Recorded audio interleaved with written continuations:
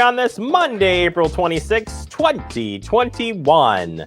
Hello, everybody. I'm Jeremy Crosby. Hope you had a wonderful weekend, a good work day as you tune in here for the evening. And wow, what a difference the weekend makes even to today as temperatures start to go on the rise. Very excited for that. Warm temperatures are here, and tomorrow we might even touch 80. Here, a lot of stuff to get to in the headlines. We'll talk about that here in just a second, including but not limited to. We'll be talking on the Fitchburg Historical Society's annual meeting that happened over the weekend. We'll take you out to that event, show you what happened at that virtual event. Plus, we have our Fact TV update as well. Tell you what's happening in the month of May right here on Fact TV. So excited when we're the guest and the host. It's all combined into one.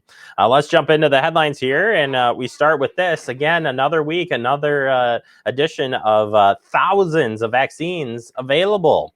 Yeah, it says here from the Department of Health this morning, we got several thousand appointments for vaccines this week at the Public Health mdc.com and /appointment. To book your appointment now, walk up, bike up, drive up, free rides available, the whole 9 yards. No ID, no insurance needed.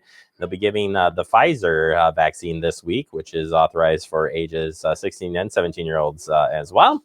And evening and weekend appointments are also available. So if you're looking and need to get your vaccine, you can do that at the Alliant Energy Center this week through the Public Health of Madison and Dane County. All right, McKee Road multi-use path will have a partial closure coming up here. I told about this morning. This multi-use path on the south side of McKee Road will be closed between Seminole Highway and Commerce Park Drive from April 27th to May 4th for asphalt repair. The Badger State Trail Bridge over McKee Road will also be closed during this time. Detour route during this period follows Seminole Highway and the path along the north side of McKee Road. And the project will proceed according to the following schedule here.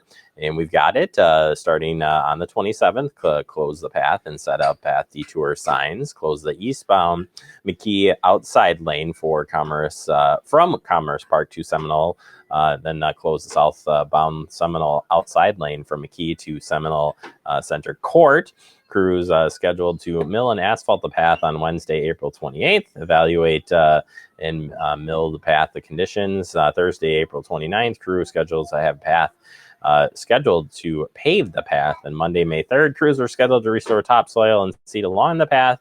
And followed by May 4th, they'll plan to reopen up this piece here. And you can see here, follow the signage place for the alternative route while this construction is going on. Please watch out for the bikers out there if you are driving around. And bikers, please be safe as you navigate around this construction project. Speaking of construction, short-term closure of U.S. Highway 12 and 18, eastbound ramp to northbound Fish Hatchery Road. This is continuing on with that flex lane work. We talked about it last Friday with Steve Tyson from Wisconsin DOT. This ramp, so it says here, the eastbound Madison Beltline ramp to northbound Fish Hatchery Road will be closed starting at 7 p.m.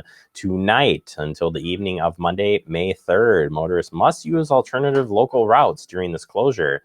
The Beltline ramps at Todd Drive and the eastbound Beltline ramp to South Fish Hatchery Road will reopen on Monday night, tonight, and that's happening. So you know that one's been closed for quite a while now, and that's going to be reopening.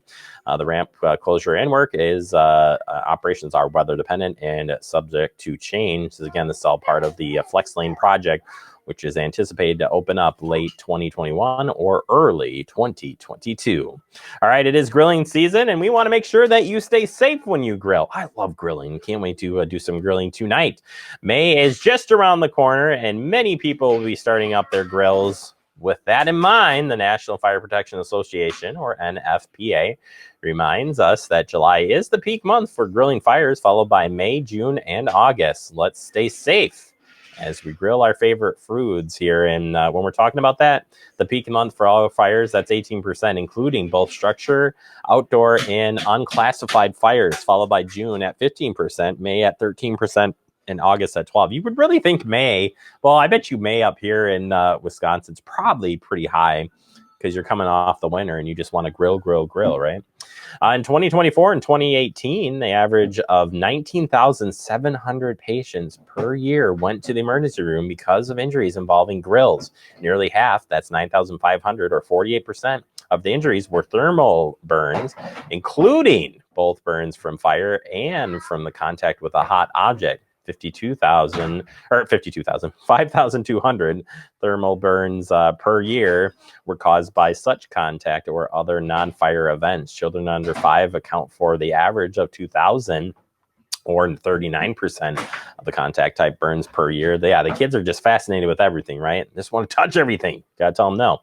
These burns typically occur when someone, often a child, bumps into, touch or fell on the grill or grill parts of the hot coals. Grills were involved in an average of 8,900 home fires per year, including 3,900 structure fires and 4,900 outdoor fires annually. And we've had a lot of brush fires this year, so you got to be really aware of your surrounding and where you set up that grill and what you're doing there. Leaks and breaks were primarily a problem with gas grills. 10% of gas grill structure fires, that's 22% of outside gas grill fires, were caused by leaks or breaks. You got to make sure you check all of the hoses, all that stuff when you start up each and every year. You can use some water to put on the hose to see if it does spray out, or if you just smell any of that fumes coming from the fuel source. You got to be careful. Charcoal or solid fuel grills were also involved in 1,300 fires per year, including 600 structure fires and 600 outside fires annually. So all in all, we got to be safe, because grilling can lead to some very bad things if you don't keep an eye on it and make sure you're grilling in a safe space at the same time. So got to protect yourself in all ways. Speaking of protecting yourself, how about protecting all of your skin? Yeah, this graphic will help you do that. The sun's ultraviolet or UV rays can damage your skin in as little as 15 minutes. Did you know that? 15 minutes. Yeah, recommendations from the CDC to help protect yourself and your family are available online, and there's just a couple of them using the layered approach. Still the best way to protect, right? Layer up, folks. Sunscreen works the best when using shade or clothes, and it must be reapplied every 2 hours. And after swimming, sweating, or toweling off. Yeah, you got to do that. Wear a hat, sunglasses, and protective clothing to shield your skin. Use broad spectrum sunscreen with at least an SPF of 15 to protect exposed skin.